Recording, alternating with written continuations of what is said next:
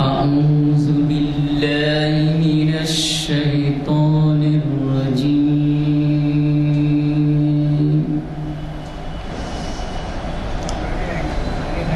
بسم الله الرحمن الرحيم.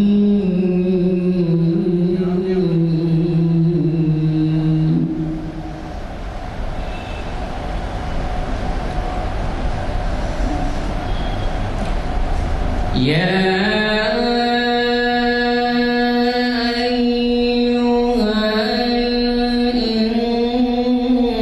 الإنسان ما غرك بربك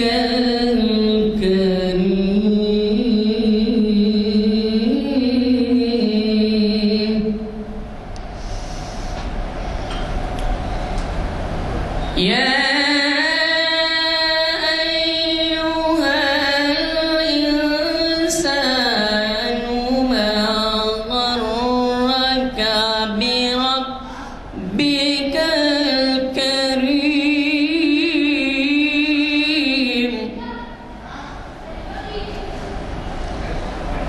الذي خلقك فسواك فعدلك في أي صورة ما شاء ركبك. كلا بل تكذبون بالدين وإن عليكم لحافظين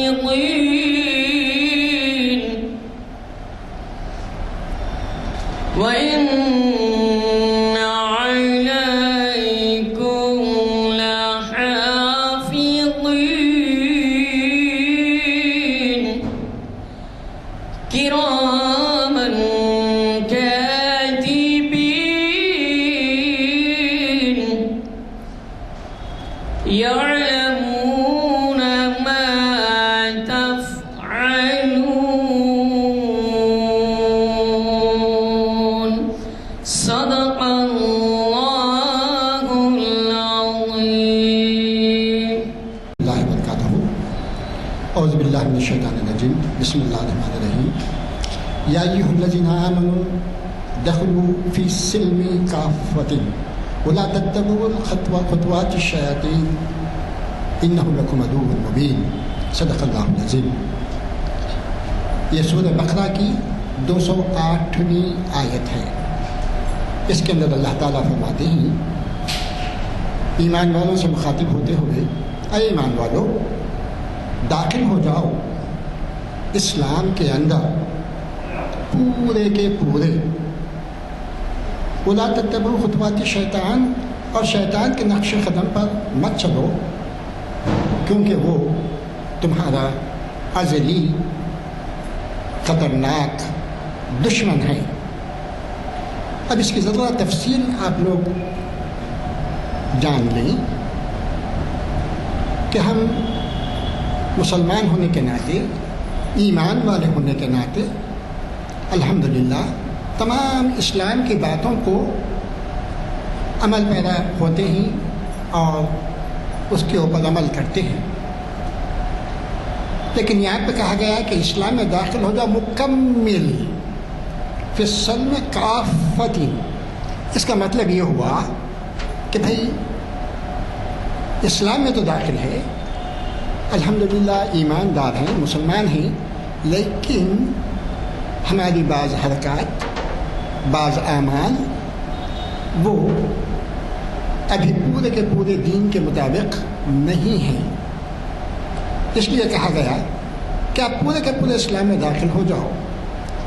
ہم اپنی عملی زندگیوں میں دیکھیں کہ بعض آیات، بعض احکام قرآنی جو ہماری مقاصد کو پورا کرتی ہیں، جو ہماری پسند کے ہیں، جو ہمارے معاملے کو، فہم کو سمجھا سکتے ہیں، اس کو ایڈاپٹ کر لیتے ہیں اور باقی آیات کو نظر انداز کر دیتے ہیں، باقی احکام کو اسلام کے نظر انداز کر دیتے ہیں، حالانکہ معلوم ہے کہ ایسا کرنا نہیں چاہیے۔ شادی بیاہ کے معاملے میں، طلاق، نکاح وغیرہ کے بارے میں اور دوسرے بارے میں کئی چیزیں ایسی ہیں جو خرافات میں شامل ہیں۔ اس کا علم ہر ایک کو ہے، لیکن جو ہے ہم شیطان کے بہکاوے میں آ کے وہ اعمال اختیار کرتے ہیں۔ اس کے علاوہ ہماری جو ہے جو اعمال ہیں، شرعی احکام ہیں، اس کی پوری پابجائی نہیں کرتے۔ نمازوں کا لے لو آپ، بعض مرتبہ پڑھتے ہیں سہولت کے اعتبار سے، بعض مرتبہ نہیں پڑھتے، حالانکہ معلوم ہے کہ ہم کو نمازیں پڑھنا فرض ہے۔ اسی طریقے سے والدین کی خدمت، حسن سلوک، پڑوسیوں کا لحاظ، جھوٹ نہیں بولنا، یا جو ہے آپ کے دوسری جو ہے غیبت نہیں کرنا، حسد نہیں کرنا، سب باتیں معلوم ہیں الحمدللہ ایمان والے ہونے کے ناطے، اور ہم حسب وقت کوشش کرتے ہیں، لیکن بعض مرتبہ اس کے اندر کوتاہی ہو جاتی ہے شیطان کے بہکاوے میں آ کے۔ تو اللہ تعالیٰ یہاں پہ متنبہ کرتے ہیں کہ اے ایمان والو، دیکھو اسلام کی پوری باتیں، شریعت کی پوری اسلام کی احکام کو اپنے اندر بسا لو اور اس کے اوپر عمل پیدا ہو جاؤ، اور اس کے پیروی مت کرو شیطان کی، کیونکہ وہ تمہارا ازلی دشمن ہے۔ اللہ تعالی ہم سب کو ان باتوں کے اوپر عمل کرنے کی توفیق نصیب عطا فرمائے۔ اب آج کے پروگرام کے بارے میں کہ آج 6 جولائی ہے اور کانفرنس ہال جامع مسجد عالیہ میں بعد نماز عصر یہ محفل منعقد کی جا رہی ہے۔ اقبال شناسی کی 1077ویں نشست ہے، اور اس کو آج مخاطب کرنے والے ہیں جناب ڈاکٹر ناظم علی صاحب، جو ایم اے ہیں، پی ایچ ڈی ہیں، ایم فل بھی ہیں اور ریٹائرڈ پرنسپل ہیں گورنمنٹ ڈگری کالج مورتاڑ کے۔ اس کے علاوہ آپ جو ہے ادبی تصانیف کے مصنف بھی ہیں، تحقیق اور تنقید آپ کا موضوع ہے۔ تقریباً 12 کتابیں جو ہے آپ نے لکھی ہیں، آپ مصنف ہیں ان کتابوں کے، تو وہ جو ہے آج ہمیں مخاطب کر رہے ہیں اقبال اور ہندوستان کے عنوان سے۔ میں گزارش کرتا ہوں جناب ڈاکٹر ناظم علی صاحب سے کہ وہ تشریف لائیں اور اپنے موضوع پر سیر حاصل بحث کریں۔ میں سب سے پہلے جامع مسجد عالیہ کمیٹی کے صدر جناب غلام یزدانی صاحب کا شکریہ ادا کرتا ہوں کہ انہوں نے مجھ کو آج اس موضوع پر گفتگو کرنے کی اجازت دی۔ حضرات، مسجد عالیہ کی کمیٹی، خاص طور پر غلام یزدانی صاحب قابل مبارکباد ہیں کہ وہ اس طرح سے ہفتے واری لیکچر رکھ کر اقبال شناسی کا وہ فرض حق ادا کر رہے ہیں، کیونکہ ایشیا میں دیکھتا ہوں کہ کہیں بھی، خود پاکستان میں بھی اس طرح کے لیکچرز بڑے مقبول ہو گئے ہیں، تو لہٰذا ان کو اور ان کی ٹیم کو، رفقائے کار کو میں صمیم دل سے مبارکباد دیتا ہوں۔ اب آئیے، آج میرا موضوع جو ہے اردو، اقبال اور ہندوستان۔ اقبال اور ہندوستان پہ نظر ڈالنے سے پہلے تھوڑا سا ہم غور کریں کہ ہندوستان پہلے تاریخ کا اگر جائزہ لیں تو یہ ایک پانی سے محصور علاقہ تھا قدیم زمانے میں، آہستہ آہستہ یہ جزیرہ بنا، اب اس کے بعد مختلف لوگ کاروان کی شکل میں، قبیلوں کی شکل میں اس طرح سے ہندوستان آتے رہے۔ تاریخ میں یہ بات بھی ہمیں ملتی ہے کہ یہاں کی جو قدیم قوم ہے وہ دراوڑی ہے، آریہ باہر سے آئے۔ تو اس طرح سے اب آہستہ آہستہ سے یہ ایک ملک بنا، اور قدیم زمانے میں اس کو بھارت کہا جاتا تھا. ویدک دور میں، پھر اس کے بعد کے اگر دور کا جائزہ لیں ہم تو بھارت ہی کہتے رہے لوگ. اور پھر اس کے بعد بھرت منی، پھر بھرت نام کے اس طرح سے کچھ مذہبی حیثیت کے لوگ تھے، انہی کے نام سے بھارت چلتا آ رہا ہے. اور بھارت کے معنی ہے، بھا کے معنی ہے روشنی کے سنسکرت میں بھا، اور رت کے معنی ہے پھیلانا، یعنی روشنی پھیلانے والا ملک، یہ بھارت. اب اس کے بعد آہستہ آہستہ سے اگر ہم دیکھیں تو اس کے نام اس طرح سے رہے ہیں تاریخ میں. اب 1920 میں باقاعدہ طور پر اس ملک کا نام ہندوستان کہا جانے لگا. اور اس کی وجہ تسمیہ بھی یہ ہے کہ ہندو استھان، ہندوؤں کے رہنے کی جگہ. اب اسی سے یہی جو سے لفظ مستمل ہوا ہے اور آج ہندوستان کہلاتا ہے. اب یہ تو تھوڑی تمیز ہے. اب اقبال 1877 سے لے کر 1938 تک کا اگر دور کا اگر ہم جائزہ لیں تو خاص طور پر ہمیں ایک بہت بڑا موضوع ملتا ہے، وہ ہے جد و جہد آزادی. اور اسلام میں یہ بات ہے کہ صاحب غلامی کی پرمٹ نہیں کرتا اسلام. اقبال کو شد و مت کے ساتھ یہ نقطہ محسوس ہوا اقبال کو. انگریز قابض ہو گئے تھے اور پھر ہم کو غلام بنا لیے تھے. تو اقبال نے اسی دور میں ہندوستان سے محبت کے جذبے کو انہوں نے پیش کیا ہے اور خود اپنے کلام کے ذریعے سے ہندوستان حب الوطنی سے سرشار نظمیں انہوں نے لکھی ہیں، جس میں وطن سے اٹوٹ محبت کا اظہار ہے. ایک تو ہے ان کی مشہور نظم نیا شوالا.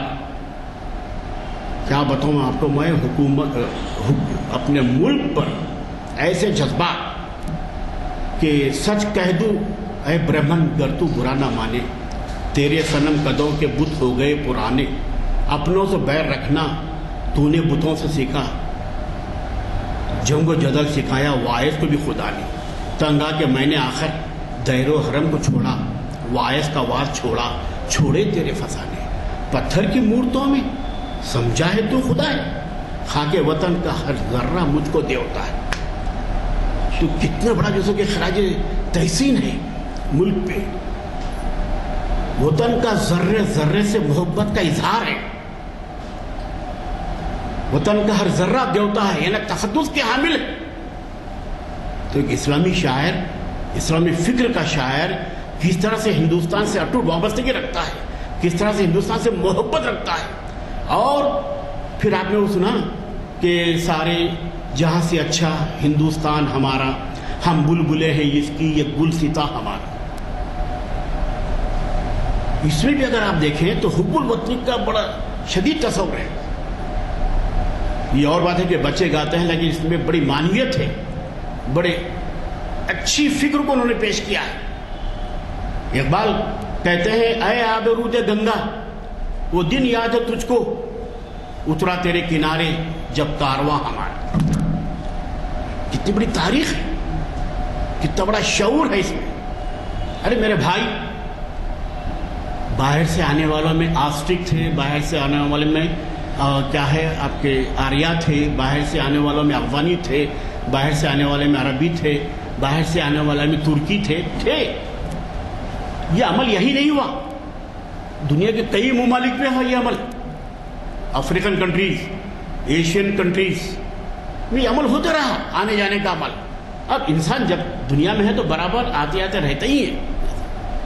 تو اقبال نے اپنی اس نظم کے ذریعے سے بھی اپنے وطن پہ انہوں نے خراج عقیدہ، خراج تحسین انہوں نے پیش کیا ہے اقبال. پھر اور ہمالا جو نظم ہے اقبال کی، اس میں بھی وطن پرستی کا تصور ہے. ہمالیہ کی عظمت، ہمالیہ کی بلندی، اور ہمالیہ کو جو کیا ہے انہوں نے بہت تقدس کے حامل سمجھا اقبال. آپ ہم کہتے ہیں کہ اقبال اسلامیت کا شاعر ہے، اقبال قرآنیت کا شاعر ہے، اوکے ہے، لیکن پھر بھی وطن کے تعلق سے کس طرح سے ان کی محبت ظاہر ہوتی ہے ان کے کلام میں، اس پہ آپ غور کریے. تو اس طرح سے اقبال نے ہندوستان کے ذرے ذرے سے محبت کی. اور کیا بتاؤں میرے بھائی، اقبال نے امام ہند کے نام سے نظم لکھی. رام چندر جی ہندوستان کے رہنے والے تھے، اور ان پہ جیسے کیا ہے اپنے جیسے کیا ہے عقیدت کا اظہار بھی کیا ہے اقبال. بڑی طویل نظم ہے اقبال کی. تو اس طرح سے ہندوستان سے بہت محبت تھی اقبال کو. اقبال یاد رکھو پاکستان کے خالق کبھی نہیں رہے. بھائی ہندوستان سے اتنا محبت کرنا آدمی کس طرح سے اس کی تقسیم کے لیے جیسے کہ اپنا تصور پیش کرتا ہے. یہ محمد Ali Jinnah to nation theory. پھر اس کے بعد یاد رکھیے، اور اقبال نہیں ہے پاکستان کا خالق. اقبال نے کبھی نظر پیش ہی نہیں کیا. اقبال چاہتے تھے کہ جہاں جہاں مسلمانوں کی اکثریت ہے علاقے میں وہاں ان کو سیاسی حقوق، سیاسی تحفظ دیا جائے. یہ ان کا نظریہ تھا بھائی اس زمانے میں، جہاں جہاں اکثریت ہے مسلمانوں کی برے صغیر میں، کیونکہ یہ جو برے صغیر تھا جب، تو وہ جو کیا ہے انہوں نے جو کیا ہے ایک نظریہ پیش کیا. میں کبھی تقسیم کا نظریہ، کبھی جو پاکستان کا نظریہ انہوں نے کبھی پیش نہیں کیا. یہ تو پولیٹیکل تقسیم ہوئی، یہ سیاسی تقسیم ہوئی، یہ علاقائی تقسیم ہوئی، جس کو بعض لوگ ٹو نیشن تھیوری بھی کہتے ہیں. اب آئیے اس ملک کے لیے کتنی قربانی اردو اور مسلمانوں نے دی ہے، اس پہ اگر ہم غور کریں. 1857 سے لے کے جدوجہد چلی ہے، اور اس میں کئی تحریکات چلے ہیں. آزادی کے لیے مسلمانوں نے اپنا سب کچھ بہا دیا ہے. تن من دھن دامے درنے سکنے ہر طرح سے انہوں نے خدمت کی ہے. اردو صحافت نے خدمت کی ہے، اردو نے خدمت کی ہے. پھر ہمارے اسلاف، اب اندازہ لگائیے آپ کہاں سے، بردالدین طیب جی، پھر اس کے بعد سر سید احمد خان، مولانا ابوالکلام آزاد، مولانا محمد علی جوہر، حسرت موہانی. اے بھائی شاعر ہے بس کو نگلیکٹ کرتے ہیں اس کو. مولانا حسرت موہانی نے جیل کی صحبتیں بھی برداشت کی، چکھی بھی پیسی ہے آزادی کے لیے، اور کمپلیٹ انڈیپینڈنس کا نعرہ بھی انہوں نے دیا ہے. ہمیں مکمل آزادی چاہیے. حضرت موہانی نے اپنے تخلیقات میں ہے ان کے.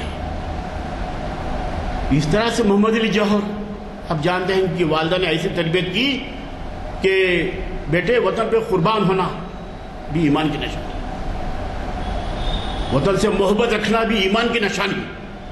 اس طرح سے تربیت کی ہے انہوں نے اپنے بچوں کی. مولانا شوکت علی، مولانا محمد علی جوہر. اور ایسی سی طریقہ چلی میرے بھائی، میں کیا بتاؤں آپ، انگریزوں نے خاص طور پر مسلمانوں سے بہت بدلا لیا 1857 سے لے کر 1947 تک. اور یہ مسلمان قوم بہت آگے کی تھی حصول آزادی کے لیے. کئی تحریکات چلی ہیں، ریشمی رومال تحریک چلی ہے، چپاتی موومنٹ بھی چلا ہے. آپ کو میں بتاؤں، اتنا انگریز جو سے چاہے ہم پہ تحریدات عائد کر دیے تھے کہ چپاتی موومنٹ، جو آٹے کا پیڑا جو ہوتا نا، تو ایک انفارمیشن دینے کے لیے ہندوستانی دلی میں یا کوئی رامپور میں، تو وہ چپاتی میں چٹھیاں رکھ کر یا جو کچھ بھی لکھنا ہے اپنے اغراض و مقاصد لکھ کے جو سے کیا ہے روٹی بیل کے چپاتی کے ذریعے سے کیا انفارمیشن جاتا تھا. تو چپاتی موومنٹ اور بہت سی اسٹرگل چلے، گاندھی جی کی بہت سی اسٹرگل چلی ہے، اور دیگر لوگوں نے بھی بہت. ہندوستان کے میں کہہ رہا ہوں کہ اقبال اور ہندوستان میں یہ تمام چیزیں اس کا احاطہ ہوتا ہے. آزادی کی تحریکات بھی آتی ہیں، پھر اس کے بعد اردو زبان کا بھی رول آتا ہے، اردو صحافت کا بھی رول آتا ہے. بہت محنتیں کرنے کے بعد، بہت کچھ قربانیاں دینے کے بعد ہندوستان کو غلامی سے آزادی ملی. بہت قربانیاں، ہر قسم کی قربانی دی ہے ہندوستانیوں نے. خاص طور پر مسلمانوں کا بھی بہت بڑا رول رہا ہے اس میں. جان و مال قربانیاں بہت سی مسلمان کر رہی ہیں. جس ملک کے لیے جب اتنی خدمات جب دی گئی ہیں اور جس ملک کے لیے اپنا سب کچھ نچھاور کر دیا گیا ہے، تو پھر آج آپ دیکھتے ہیں کہ کس طرح سے سلوک کیا جا رہا ہے. جو بھارت کے معنی میں جو بتایا تھا میں نے، روشنی پھیلانا، لیکن تو اب اندھیرا پھیلایا جا رہا ہے. روشنی کہاں پھیلا رہے ہیں؟ اندھیرا پھیلا رہے ہیں.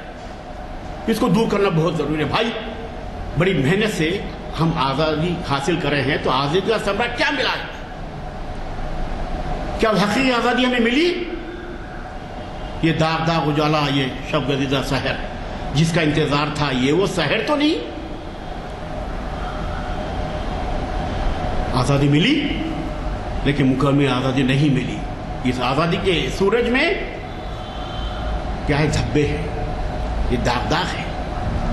تو لہذا پوری تحریکات کا اگر جائزہ لے تو ہمیں اس میں پورے جزو کے ہندوستانیہ کا کنٹریبیوشن بہت زیادہ ہے.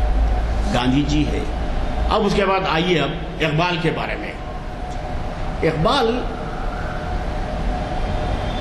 پوری اردو شاعری میں اور اردو زبان میں، خاص طور پر ایشیا میں، اپنی فکر کی وجہ سے اور اپنے کیا کہیں گے تخیل کی وجہ سے ایک منفرد مقام رکھتے ہیں. ویسے تو مجموعی میں کہوں کہ اردو شاعری میں، اردو زبان اور ادب میں دو لوگ بہت اہم مقام رکھتے ہیں. ایک تو مرزا اسد اللہ خان غالب، جن کا تخیل حشر خیز تھا. اسی طرح سے اقبال کی فکر آفاقی ہے، یونیورسل ہے. اقبال کی فکر، اقبال اپنی فکر کے ذریعے سے عظمت انسانی کے گن گاتے ہیں. اپنی شاعری کے ذریعے سے انسان بنانا چاہتے ہیں. اقبال ان کے تمام نظموں کا اگر جائزہ لیا، ضرب کلیم ہے، بانگ درا ہے،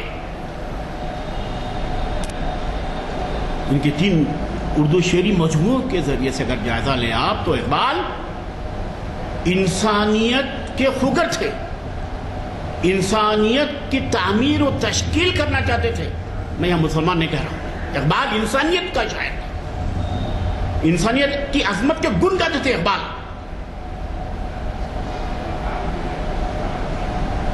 پھر اقبال کو ہم کسی علاقے میں، کسی جغرافیہ میں آپ قید مت کریے.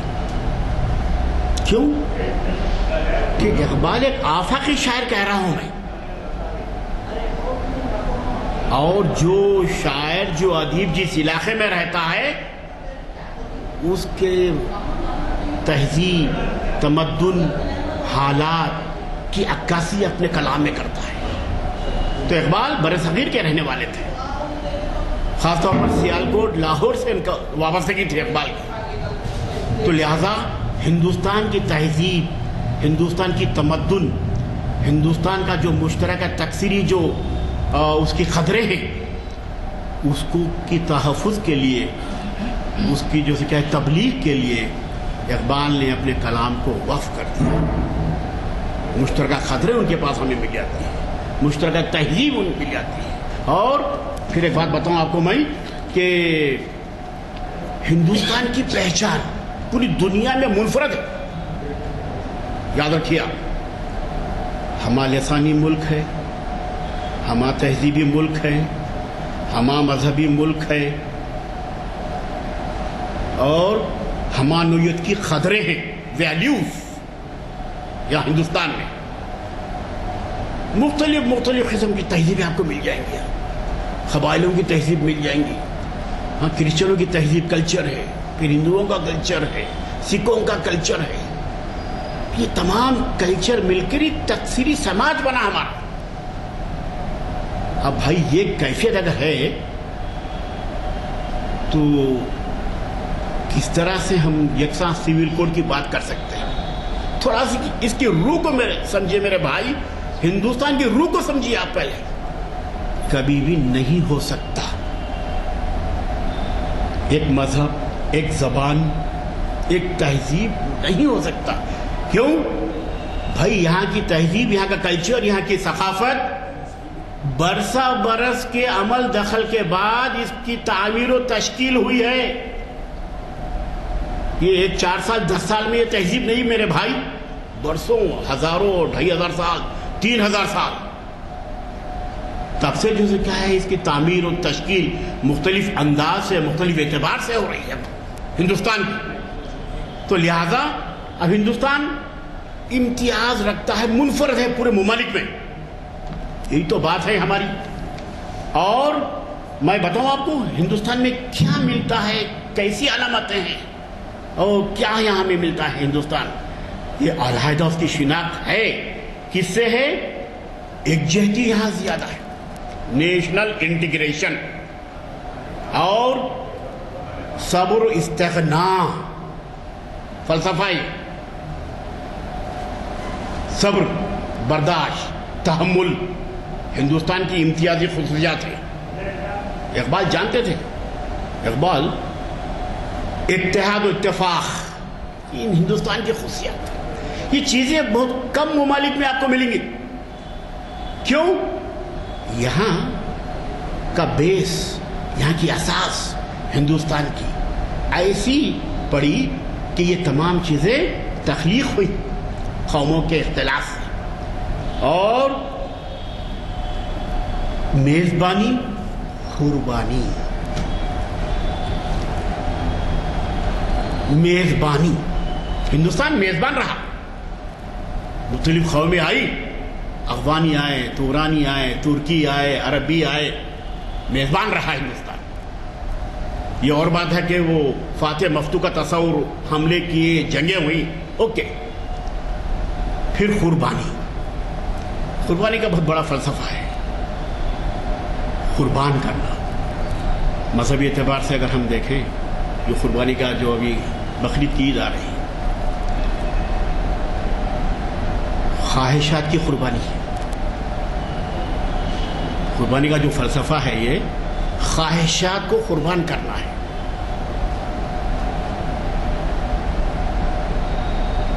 آج بھی ابراہیم کا ایمان پیدا، آگ کر سکتی ہے اندازہ گلستان پیدا۔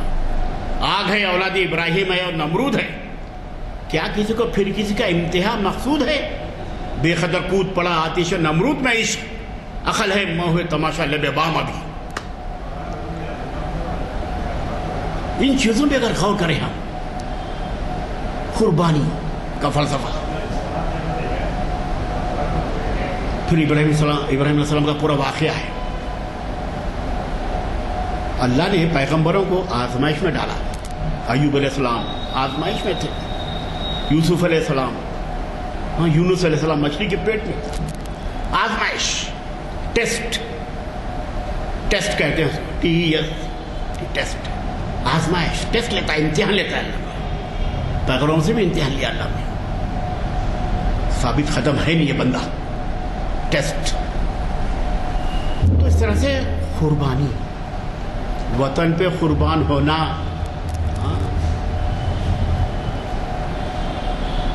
وطن پہ آنچ آ جائے قربان ہو جانا ایمان کی نشانی۔ جو لوگ اہل وطن ہے، وطن پہ اگر دشمن یلغار کر رہا ہے تو خاموش نہیں بیٹھنا، مدافعت کرنا، یہ ایمان کی نشانی۔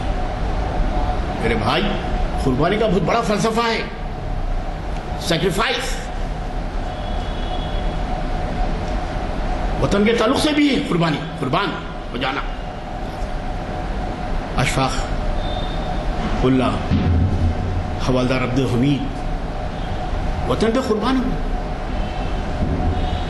اور کئی لوگوں نے قربانیاں دی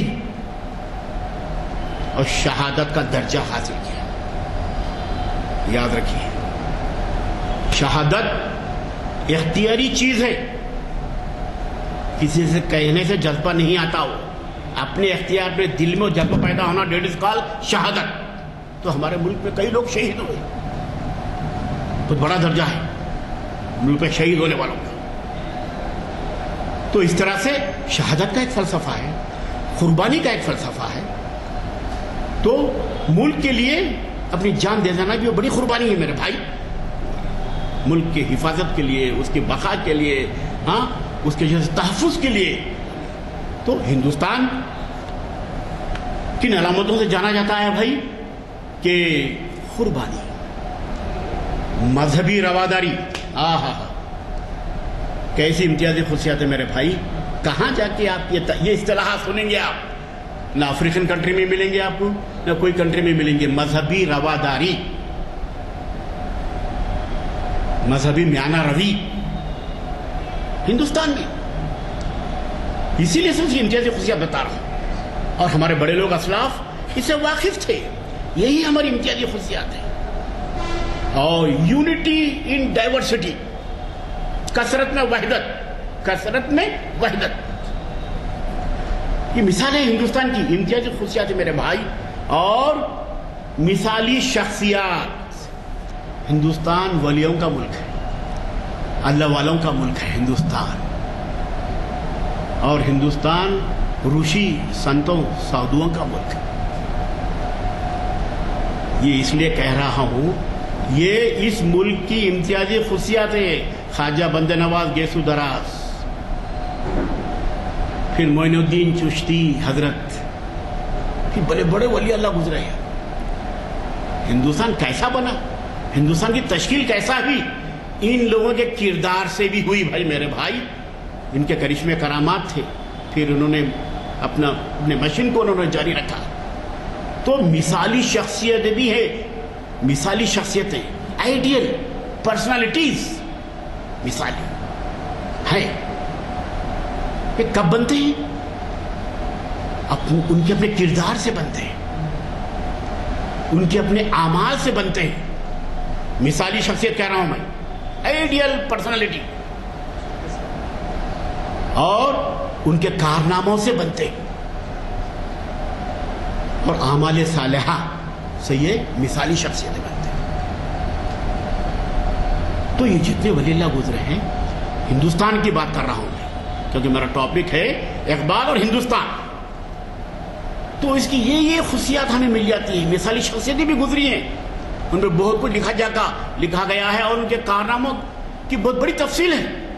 پورا ایک دفتر ہو جائے گا بیان کریں گے تو اس طرح سے بہت سے ولی اللہ کا ملک ہے, اور انہوں نے وہی عمل شروع کیا. انہوں نے کثرت میں وحدت, دعوت دین, پھر اس کے بعد سب سے مل جل کر رہنا, سادی زندگی گزاری انہوں نے. ہاں, کسی سے بیر نہیں رکھا, سب کو گلے لگایا, تمام طبقات کو گلے لگایا اولیاء اللہ. اور ظاہر ہے ایسے لوگ ہمیشہ عوام سے ہی کیا ہے اپنا جیسے کیا ہے بدوا رکھتے ہیں, کیونکہ ان کے سامنے پیش کرنا ہے نا تبلیغ دین. تو راست عوام سے خواص سے نہیں رہتا, عوام سے رابطہ تھا اللہ والا. تو اس وجہ سے ایسا بڑا جیسے کیا ہے کارنامہ بھی انہوں نے انجام دیا. اس لیے مثالی شخصیت, یہ خصوصیت ہندوستان کی بتا رہا ہوں. اور یہ کہ تہوار, ہندوستان کے تہوار,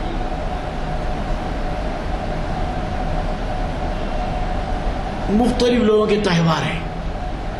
سکھوں کے ہیں, ہندوؤں کے ہیں, اور کئی جیسے کیا ہے طبقات کے تہوار ہیں. آج ہم تو خالی یہ تہوار جانتے ہیں. اگر آپ کہیں اور اگر چلے جائیں تو قبائلیوں میں بھی تہوار ہیں, ہم اسے واقف نہیں ہیں.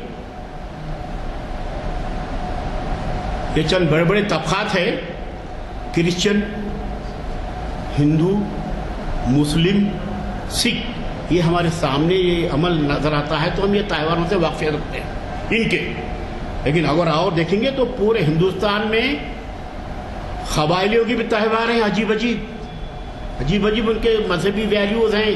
ابھی جو ان کے تہوار یہ جیسے کیا ہے قدریں الگ الگ ہیں. عادل آباد جائیے تو آپ کو الگ انداز کی وہاں کی تہذیب ملے گی. آپ سریکاکولم جائیے تو وہاں الگ قبائلیوں کی الگ ان کے کلچر ہے.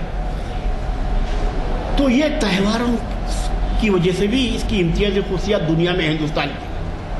مختلف تہوار, دیوالی, بسنت, دسہرا ہے نا, بقرعید, عید الفطر، پھر اس کے بعد کرسچینٹی کے بھی مختلف تہوار ہیں. یہ سب تہواروں، اس لیے دنیا میں انہی بنا پر ہی ہندوستان امتیاز انفراد رکھتا ہے.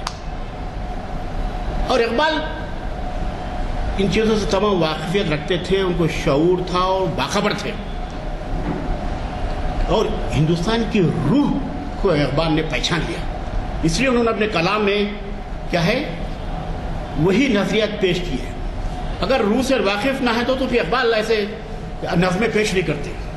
اقبال کی نظمیں بہت سی نظمیں ہیں جس میں ہندوستان سے اٹوٹ وابستگی، اٹوٹ عشق کا اظہار.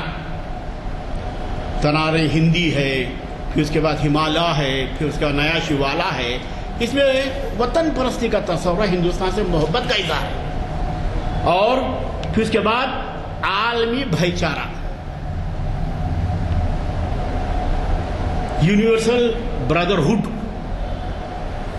یہ تمام خصوصیات ہندوستان میں ہم دیکھتے آ رہے ہیں. اور پھر اس کے بعد ہندوستانیوں کے لیے ملک کا ذرہ ذرہ قابل احترام ہے، ہونا چاہیے، کیونکہ ہمارے ملک کی نوعیت ہی کچھ الگ ہے. تو لہذا ہر ذرے ذرے سے ہندوستانیوں کو محبت ہے اور ہوتی رہے گی. اپنے وطن سے محبت، ہندوستان کے ذرے ذرے سے محبت. اب اقبال جیسا شاعر کہہ دیا ہے، بھائی پتھر کی مورتوں میں سمجھا ہے تو خدا ہے، خاک وطن کا مجھ کو ہر ذرہ دیوتا ہے. اب بتائیے، اتنا بڑا اسلامی شاعر، قرآنیات کا ماہر، اور وہ خود کہتا ہے اپنے وطن کے لیے، اپنے وطن سے محبت کا اظہار اس طرح سے کرتا ہے. اور پھر ہمالیہ کو بھی ایک جو ہے کیا ہے آئیڈیل بنا کر وہ پیش کرتا ہے، اس کی عظمت، اس کی شان و شوکت، اور ہمالیہ کو ایک محافظ کے طور پر ہندوستان کا تحفظ کرنے والا. تو اس پہ بھی جو کیا ہے اپنے جو کیا ہے کلمات کا اظہار کرتا ہے اقبال. اور دوسری اہم بات یہ ہے بھائی کہ ہاں، یہ اور ایک بات بتاؤں آپ کو، سرزمین ہند پر اقوام عالم کے فراق قافلے بستے گئے، ہندوستان بنتا گیا. میں نے کہا نا آپ کو کہ وہ باہر سے بھی قافلوں کی شکل میں لوگ آتے رہے، اور پہلا اور دیکھیں گے تو اقبال نے خود کہہ دیا نا کہ آیا آب رود گنگا، وہ دن یاد ہے تجھ کو، اترا تیرے کنارے جب کارواں ہمارا. اب کس کی طرف اشارہ ہے اقبال؟ پہل جو قومیں آئی، آریہ آئے، آسٹرک آئے، دریا کے کنارے آباد ہو گئے.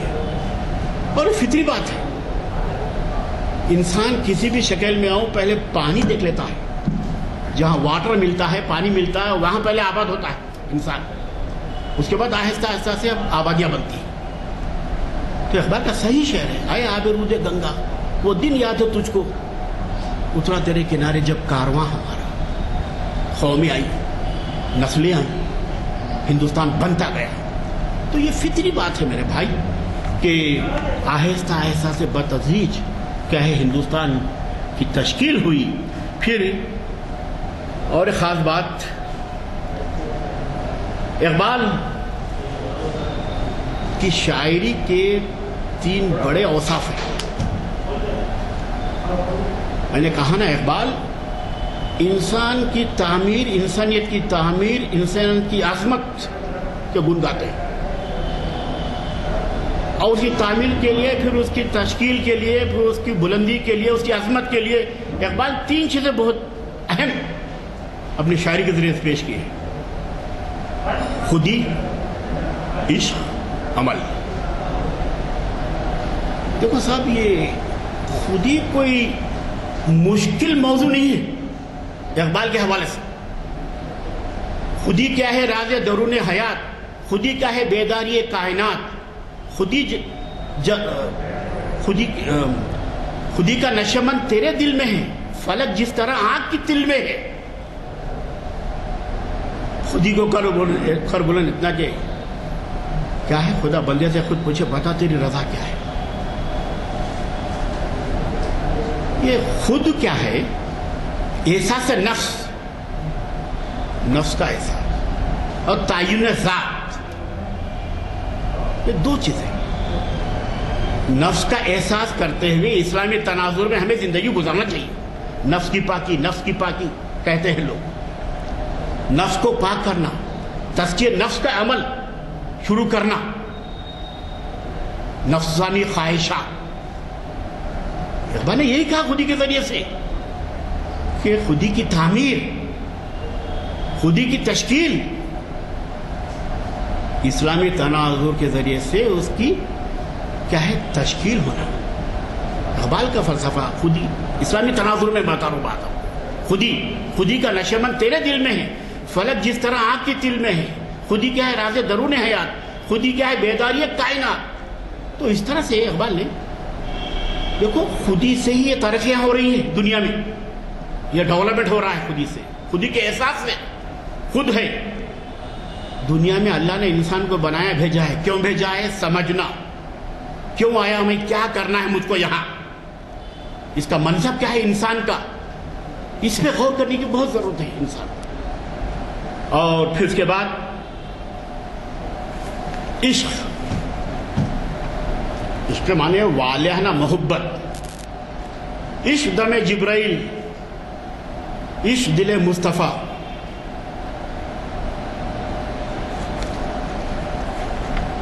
اور یہ عشق اور عقل کا بڑا ٹکراؤ ہے۔ وہ بے خطر کود پڑا آتش نمرود میں عشق، عقل ہے مہوے تماشا لب بام ابھی۔ وہاں عشق ہے، والہانہ محبت ہے، ٹوٹ کر چاہت ہے، عشق۔ اور یہ بھی عشق کا بڑا فلسفہ ہے صاحب۔ یہ پوری کائنات کی جو ترقی دیکھ رہے ہیں یہ عشق کے بل بوتے پہ ہی ہے، دل کا ایک جذبہ ہے۔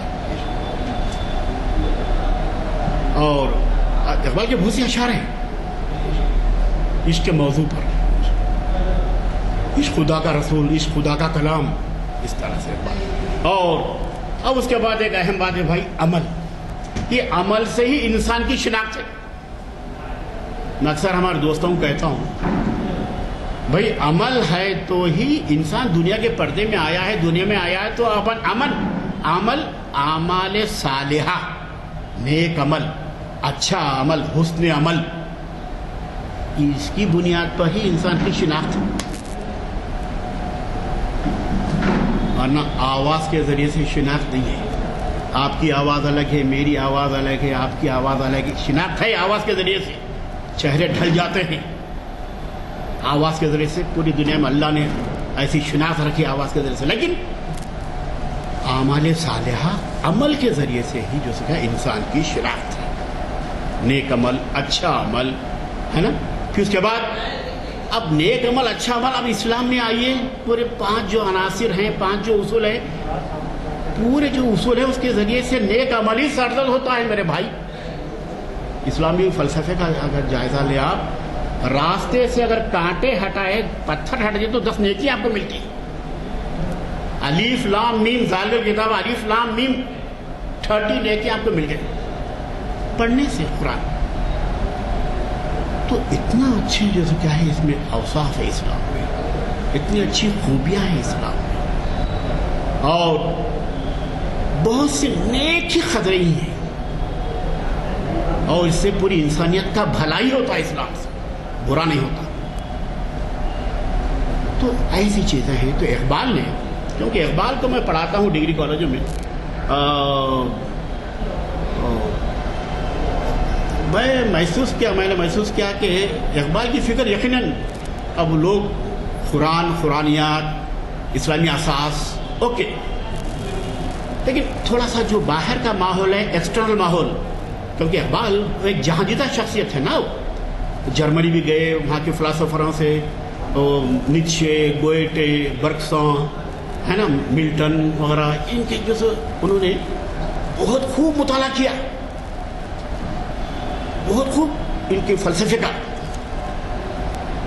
بعد میں اسلام سے انہوں نے کمپیئر کیا تو ان کو معلوم ہوا کہ یہ فلسفے باطل ہے. اس لیے اقبال نے کہا تھا نا، ہوتا وہ فرنگی اگر ہوتا وہ مذہوب فرنگی اس زمانے میں، تو اقبال سکھاتا مقام کبریائی کیا ہے. مغرب کا مادیت کا جو فلسفہ تھا نا کہ طاقت اور سب کچھ وہی ہے سمجھتے تھے، تو بعد میں ایسے ایسے اللہ کی طرف سے حادثات آئے کہ بعد میں ہاتھ ٹیک دیے وہ لوگ یورپ والے.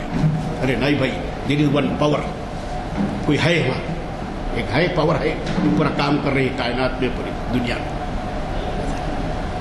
تو اقبال مغرب کا جو فلسفہ ہے اس کو پڑھا، انہوں نے مطالعہ کیا، ڈیپ مطالعہ کیا، کیا فکر ہے مغرب کی. لیکن پھر بعد میں وہ اسلام سے کمپیئر کر رہا ہے، یہ سب باطل ہے میرے بھائی، اس سے کوئی فائدہ ہونے والا نہیں، یقیناً کوئی فائدہ نہیں ہوتا مغربی فلسفے سے. اس وقت ہے کہ اس میں طاقت کا دخل بہت زیادہ ہے مغربی فلسفے، مادیت کا میٹریلسٹک وہ بھی بہت زیادہ ہے مغربی فلسفے، مگر اسلام میں نہیں ہے نا. اسلام میں ایک بڑی طاقت ہے، ایک طاقت ہے وہ اللہ کی طاقت ہے، وہی پوری کائنات چلا رہا ہے اور اس کے حکم سے یہ پوری کائنات چل رہی ہے. اس کے حکم سے پتا بھی نہیں ہلتا میرے بھائی. تو اتنا بڑا جو کیا ہے اسلام میں، کیا اسلام کے ماننے والوں کو ایسا بڑا مقام حاصل ہوتا ہے اسلام. پھر اس کے بعد تو یہ تین چیزیں ہیں صاحب، یہ تین چیزوں سے ہی انسان کا فروغ ترقی ہوتی ہے. ایک تو خود ہی اپنے آپ کو سمجھنا، میں کیا ہوں. جس نے اپنے آپ کو پہچانا اس نے خدا کو پہچانا. اپنی میں ہوں، اس احساس کے ساتھ ہمیں زندگی گزارنا ہے. اور مجھے کیا ہے، ذمہ داریاں دے کر بھیجا گیا، نائب خلیفۃ اللہ بنایا. تو ایسے اس احساس کے ساتھ زندگی گزاریں گے تو یقیناً ترقیاں حاصل ہوگی. ہمارے اسلاف کو آپ دیکھیے کیسی کیسی ترقیاں انہوں نے کی ہے. تذکیر کائنات کا جذبہ کتنا تھا ان میں. نور الدین زنگی ہے نا، صلاح الدین ایوبی، اور اس سے پہلے کے کئی لوگ. خود حضرت عمر کے زمانے تک پورا اسلام پھیل گیا تھا. تو کردار، اعمال صالحہ، نیک عمل، یہ بہت بڑے فلسفے صاحب. اسی کے ذریعے سے جو سکے، یہ بڑی طاقت ہے انسان کو زندگی گزارنے کے لیے. اس کے ذریعے سے انسان جو سکا ہے ترقی کر سکتا ہے. اور دوسری اہم بات یہ ہے صاحب کہ اقبال نے انسان کو اعلیٰ مقام پر دیکھنا چاہتے ہیں. ان کو احساس تھا دنیا میں سب سے بڑی طاقت مخلوق انسانی ہے. کائنات کو اگر تسخیر کر سکتا ہے تو وہ انسانی مسخر کر سکتا ہے. تو اس لیے انسان کے لیے انہوں نے کیا ہے، انسانیت کے لیے پوری نظریات انہوں نے پیش کی. اقبال نے شاہین پرندوں کو لے کر انہوں نے کتنا بڑا فلسفہ پیش کیا ہے. آج اقبال کا پورا کلام انسان کو سلیقہ بھی سکھاتا ہے کہ کیسا رہنا، حلال کھانا، حرام نہیں کھانا، سستی آ جاتی ہے، زوال آ جاتا ہے شاہین کے ذریعے سے. اقبال کا ایک اصطلاح ہے، تو شاہین پرواز کام تیرا، تیرے سامنے آسماں اور بھی نہیں ہے تیرا نشمن خسر سلطان کی گنبد پر، تو شاہین بسر علیہ پہاڑوں کی چٹانوں پر. اب یہ شاہین ایک ایسا پرندہ ہے، اونچی اڑان اڑتا ہے. انسان بھی اپنے عمل کے ذریعے سے اونچا بلندیوں پہ جا سکتا ہے. اور شاہین کی زندگی ہے، وہ گھر نہیں بناتا، تازہ کھاتا ہے، تازہ شکار کھاتا ہے، وہ محنت سے کھاتا ہے. یہ سب صفات مومن کی ہے، مسلمان کی ہے. یہ تمام چیزیں پیدا ہونا ضروری ہے. محنت کرنا، محنت سے حلال چیز کھانا، یہی سبق ہمیں اقبال کے یہاں سے ملتا ہے. اور کئی ایسے اشعار ہیں میرے بھائی. تو اقبال کا کلام بھی آج کے دور میں بھی ہمیں کیا ہے، بہت کچھ ہمیں سکھاتا ہے. آج حالات ابتر ہو گئے ہیں، اور پھر ان حالات سے کس طرح سے مقابلہ کرنا، کیسا مدافعت کرنا، کس طرح سے جو کیا ہے کہ حالات کو سدھارنا، یہ چیزوں کے اقبال کے کلام سے ہمیں مل جاتی ہے. دوسری اہم بات یہ ہے کہ صاحب اقبال کو سمجھنے کے لیے، کیونکہ میرا اپنا نظریہ ہے، اقبال کو سمجھنے کے لیے 30 سال پڑھایا ہوں اقبال کو کالجوں میں بھی، کیونکہ اقبال کی فکر بھی، اقبال کا تخیل بھی اگر اس کو سمجھنا ہے، مغرب اور مشرق کے فلسفے کو سمجھنا ضروری ہے.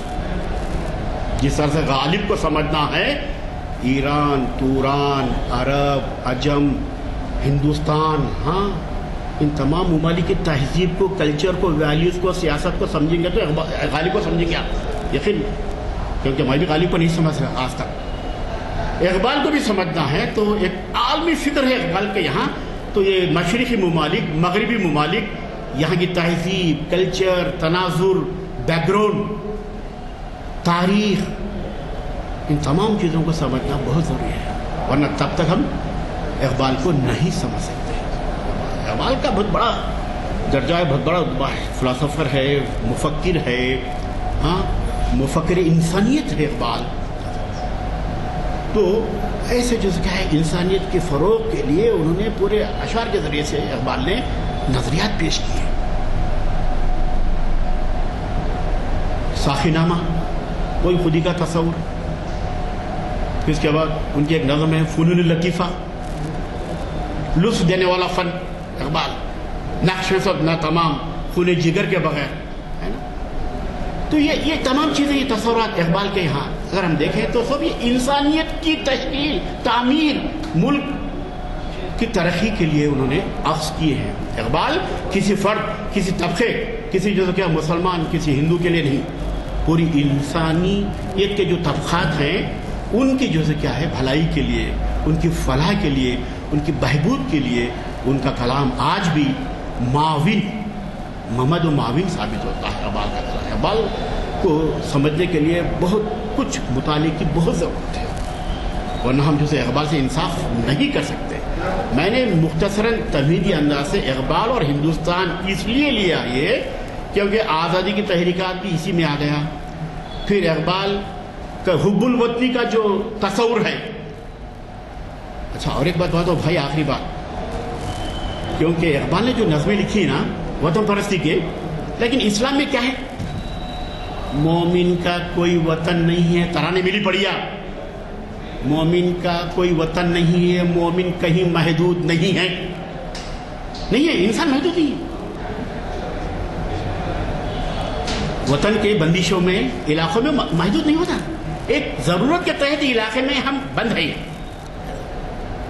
ورنہ مومن کا جہاں وطن ہے، پوری دنیا مومن کا وطن ہے. ترانے ملی نہیں. اس طرح کے تصورات ہمیں اقبال کے یہاں مل جاتے ہیں. تو اسلامی کنسپٹ اقبال نے پیش کیا ہے. تو اس طرح سے علاقائی اعتبار سے جہاں بود و باش ہم نے اختیار کر لیے، وہاں رہ گئے، وہاں زندگی گزار لیے، ہاں دنیا سے چلے گئے. تو اس طرح سے اقبال کے یہاں اور بہت سے صفات ہیں. آپ دیکھیں کہ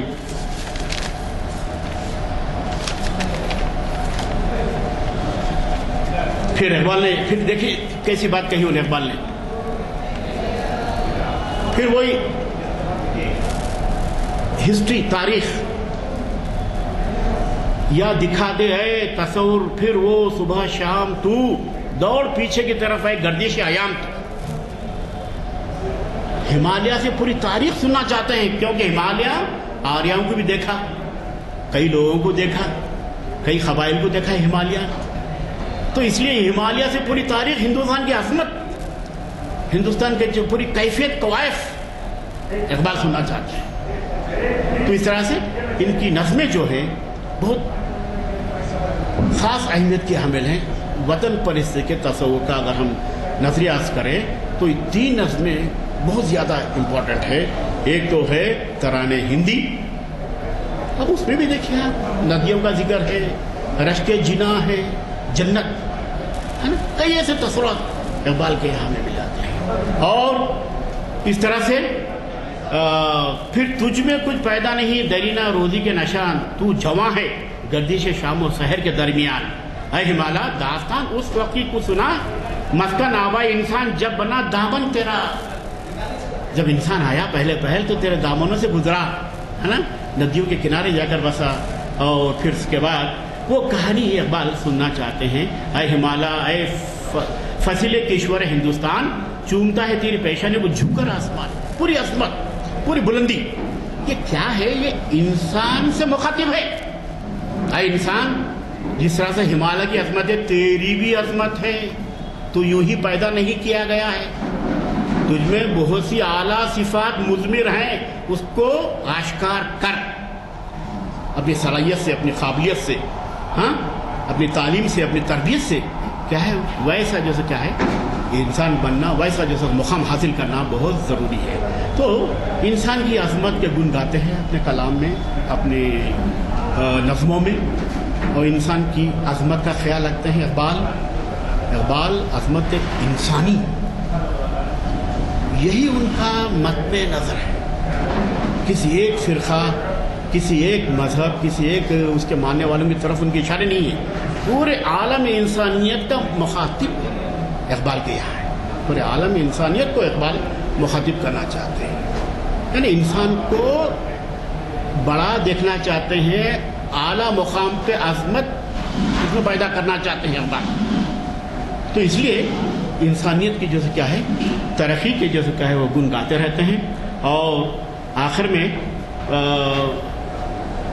ایک بات میں کہتا ہوں کہ اقبال کو, کیونکہ ملک میں بہت کچھ اکیڈمیاں ہیں, کشمیر میں ہیں, جموں کشمیر میں, وہاں سب جگہ چل رہا ہے, کام ہو رہا ہے, ریسرچ. حیدرآباد میں بھی اقبال اکیڈمی ہے, ضیاء الدین نیار صاحب تشریف فرما ہے صدر اس کے. اتنا اچھا مواد ہے کہ میں بھی وزٹ کرتا ہوں. اقبال پہ لٹریچر اتنا اچھا ہے وہاں, اور لیکن پڑھنے والوں کی کمی محسوس ہو رہی ہے. کئی ریسرچ سینٹر سے اقبال پہ بہت کچھ, ایک ایک شعر پہ ریسرچ ہوتا ہے اقبال, ایک ایک شعر پہ. کیونکہ میں نے کہا نا کہ غالب اقبال مشہور ہے, شخصیتیں, ہستیاں ہیں یہ اردو زبان ادب کی, ملت کی, مسلمانوں. تو اس طرح سے اقبال کا آج بھی ہم مطالعہ کرنا بہت ضروری ہے, تاکہ اچھی اچھی فکر, افکار, نظریات ہم اس سے اخذ کر سکتے ہیں. تو اقبال یہ کوئی چھوٹا موٹا شاعر نہیں ہے. شاعری لکھنے کے لیے بڑی ریاضت ہوتی ہے, بڑی محنت ہوتی ہے میرے بھائی. یہ خداداد صلاحیت ہے, اللہ نے جو کیا ہے وہ صلاحیت ودیعت فرما دی تو شاعر بن جاتا ہے وہ. اور ہر ایک کے بس کی بات نہیں. ایک صاحب لکھتے لکھتے گیان چند جن میرے استاد محترم, جب میں نے پوچھا کہ صاحب آپ اتنے بڑے موقف ہیں تو آپ شعر و شاعری بھی کرتے ہیں, شعر و شاعری پڑھاتے ہیں, نظمیں پڑھاتے ہیں, مستنی پڑھاتے ہیں. نہیں بھیا یہ میرے بس کا روگ نہیں. تو اس طرح سے بھائی ہر ایک کے بس کی بات نہیں ہے, اس کے خدا کا ایک وہ ہے ٹیلنٹ. تو اس طرح سے اقبال کے اشعار پورے اردو شاعروں میں بھی میں دیکھتا ہوں کہ اقبال کے یہاں ایک چیز بہت اہم ہے صاحب, وہ جلدی دل کو اپیل کرتے ہیں. میسج, پیغام, کھول آنکھ زمیں دیکھ, فلک دیکھ, فضا دیکھ, مشرق سے ابھرتے ہوئے سورج کو ذرا دیکھ. پیغام پیغام پیغام, کوئی چیز اپنے دل میں ہے, لوگوں کے دل تک پہنچانا چاہتے ہیں. یہ بات بہت زیادہ ہے. ایک میسج, ایک میسج, ایک پیغام شعر کے ذریعے سے, ایک شعر کے ذریعے سے جو ہے ایک انسانیت کی بھلائی کے لیے, انسان کے فروغ کے لیے ایک پیغام جیسے کہ ان کے اشعار سے ہمیں مل جاتے ہیں. تو اس طرح سے اقبال انسانیت کے فروغ کے لیے, انسانیت کی ترقی کے لیے, انسانیت کو بلندی عطا کرنے کے لیے انہوں نے اپنا کلام تخلیق کیا ہے. بہرحال انہی چند کلمات کے ساتھ میں منتظمین کا شکریہ ادا کرتا ہوں کہ انہوں نے آج کچھ کہنے کا موقع مجھ کو فراہم کیا ہے. بہرحال غلام حسنی صاحب اور ان کے رفقۂ کار کا بھی میں شکریہ ادا کرتا ہوں کہ انہوں نے مجھ کو مدعو کیا اور اقبال اور ہندوستان پہ کچھ بڑے خیالات کا اظہار کرنے کا موقع فراہم کیا. اور کیونکہ بڑے بڑے اقبال پہ دانشور بیٹھے ہوئے ہیں یہاں, ان کے سامنے لب کشائی کرنا ہمت کی بات ہے بھائی. تو لحاظ سے بڑا تو بہرحال کیونکہ ٹائم ہو رہا ہے, اللہم لگا فتو کے کا متوالے کا تو سر لا الہ الا انت سبحانک انی کنت من الظالمین. اللهم صل علی محمد وعلی آل محمد کما صلیت علی ابراہیم وعلی آل ابراہیم انک حمید مجید. اے اللہ مسلمانوں کی حفاظت فرما اور مسلمانوں کی جان و مال کی حفاظت فرما اور ماحول پرامن فراہم کر. اے اللہ مسلمانوں پر جو ظلم ہو رہا ہے اس کو نیز کو نابود کر دے اور پھر مسلمانوں کی بقا اور ان پہ جو کچھ بھی یعنی الزامات عائد ہو رہے ہیں اس کو دور فرما. مسلمانوں کو محفوظ و معمول رکھ. انہی چند کلمات کے ساتھ میں آپ تمام حضرت کا شکریہ کرتا ہوں.